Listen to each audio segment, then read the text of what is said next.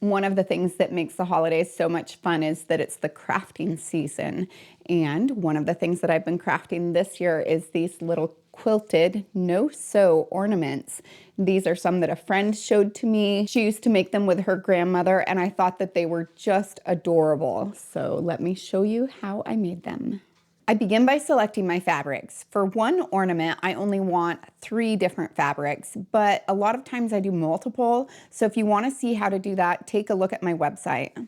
The first thing to do is make sure that the edge of your fabric has a nice, clean, straight edge. And then I want to cut the fabric into 2.5-inch strips, the full length of the fabric. I'm going to need 1 strip of each color for my ornaments. I'll then cut each of those strips into 2.5-inch squares. I need at least 16 of each one. Generally speaking, I'll get 17, maybe 18 squares, which is good. I save those and I can use them for something else. If I'm doing multiple, a lot of times I'll incorporate them into a different ball. Now I need to plan out my ornament. I need to figure out which color in the center, and then which in the middle, and which one on the outside. The center one tends to not show the design as much, so I usually choose something that tends to either have a really small design so that I can maybe see it later, or doesn't have much of a design at all. The third layer tends to show the most, so if I have a design that I really like, that's usually where I place that one. I try to consider contrast with this too, and I just kind of lay out all my fabrics to get an idea of which one I like best. I'll need 8 squares of color 1, which is the center. I'll need 16 of color 2 and 16 of color 3. The next step is to put a pin in the center of each square, and I do that by folding it in half, finger pressing it, folding it in half again, finger pressing it again, so that I know exactly where the middle is, and then I put my little pin in there. Make sure that you pin through the wrong side of the fabric so that the pin is poking out on the correct side of the fabric. This is kind of a tedious step, but it actually makes a really big difference later on if it's in there or not. And trying to kind of guesstimate where the middle is doesn't always work well. So I really feel like it's best just to do this quick little finger pressing, and as soon as you get all of these squared away, it'll go really quickly when you're actually putting it together. Now that my fabric's all prepared, it's time for me to prepare my styrofoam ball. I use a 3-inch ball and place a couple of rubber bands around it just so that I can make some guidelines. And then I'll make my guidelines with a Sharpie around it, and this will help me stay nice and straight as I'm putting together my ball. I have 2 different options. I can either do just 4 guidelines, or I can do 8. 8 is kind of nice because it gives you more guidelines, and so it makes it a little bit easier to know where you're at. But 4 tends to be sufficient and is a little easier to get the rubber bands on there. I then place my first fabric square on the styrofoam ball, and I do it right at the crux of where my lines are at. At this point, you should have 1 square of fabric with the wrong side of fabric on top. Fold that square in half towards you. You should now have a rectangle. Fold the upper right edge of the fabric rectangle to the bottom center and pin it. Then repeat it on the left side, folding the left side down to the center and pin that.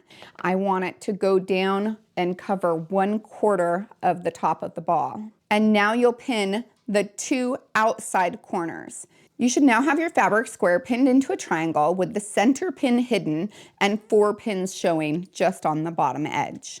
Turn the ball so that the triangle is upside down and pick up the second square.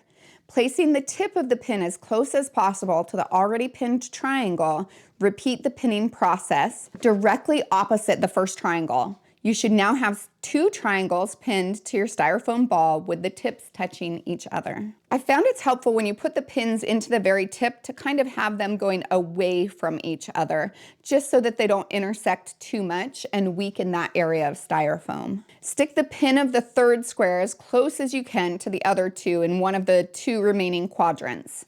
Then you'll want to fold it and pin it just like you did before. There's a possibility that the base of the triangle will overlap the triangles beside it just a little bit, and that's not a big deal. I actually really recommend using a thimble for this. Your fingers will get very sore if you don't. As you add more and more layers, that's when you really see that the need for the thimble is there. Then working opposite of the 3rd triangle, place the 4th and final piece and pin it as you did the other ones. I'll place the tip of the satin pin in the center line approximately 3/4 of an inch down from where the pins all come together in the center. Then you fold your square into a triangle just the same as you did before, making sure that the center folds of the triangle of color 2 line up with the center folds of color 1. And if you have your guidelines on the ball, you can also line it up with that. And then I'll work on the opposite side and continue to do that until I have all 8 of my squares pinned. So if you were to think of it as like the hands of a clock, I would pin them at 6 o'clock, 12 o'clock, 3 o'clock, 9 o'clock, and then I would pin the ones that were in between those ones. The number one thing that you should remember with color rounds 2 and 3 is just how important it is to work with the triangles opposite of each other. So I'm going to be placing my first 4 squares, and then the second 4 squares will overlay those top 4. And if I worked them the wrong way, just doing one after the other around the piece, I would have to rework it later because it wouldn't lay properly. So next we're going to place the remaining 4 squares. So we'll pick up the first one and using the same opposite fashion, place the remaining 4 fabric squares. These 4 fabric squares will overlap the previous 4 on each side of the triangle. As you place these 4 triangles using the same approximate distance, you will notice that the first rectangle fold of the fabric is slightly below the tips of the triangles on either side. This is correct, and it's how we form that central star shape. You do have an option of doing a smaller star. Instead of doing the 3/4 of an inch down, you could go 1/2 of an inch down. This is the difference between the 3/4 inch star and the 1/2 inch star.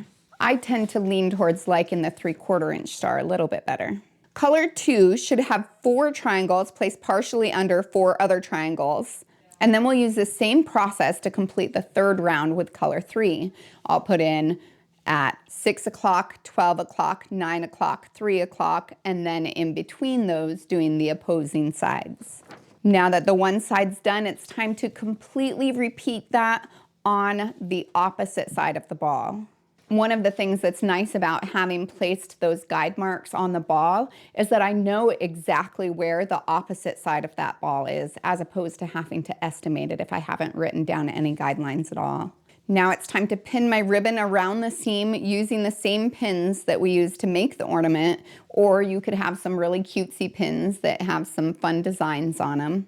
I cut a 11 1/4 of an inch ribbon and begin by pinning the ribbon in the corner of each side. Then I pin the ribbon at the distance of the center line of each triangle. Once I've secured the ribbon all the way around the ornament, I fold the other end under and secure the final corners with pins. Finally, it's the last step. I cut out a piece of ribbon that's about 12 inches long. If it's a kind that tends to unravel, then I like to use a lighter to catch the cut edge of it so that it doesn't unravel. I then fold the ribbon in half and tie a knot at the top. At the center bottom inside, I use a corsage pin and then secure it into the ball on the line where the ribbon is secure. Now it's pretty important to use a big enough pin for this because if it's too small, it will just come right out.